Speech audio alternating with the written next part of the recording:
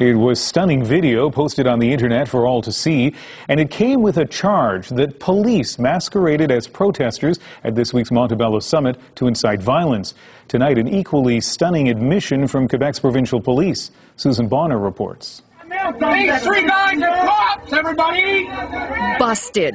3 Quebec provincial police officers, identities masked, one carrying a huge rock, Hey, put the rock down! nabbed for infiltrating a peaceful protest at Montebello. The tip-off came from a union leader who noticed riot police standing by despite the obvious weapon.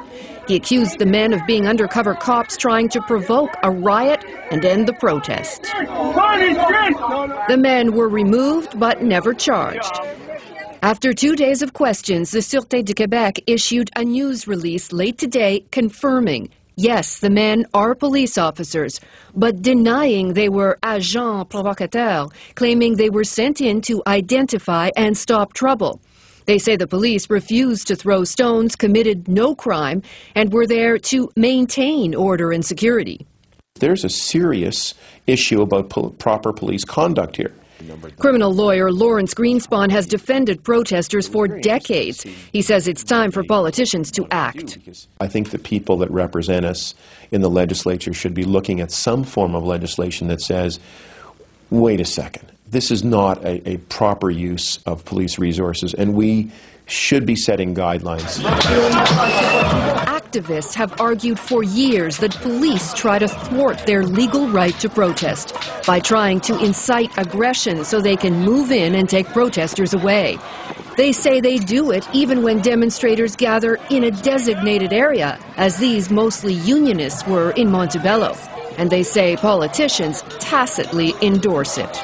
This is the face of it, where people can't even ask a question without having to face these kinds of goons. It's time that all of the secrecy and backroom deals end.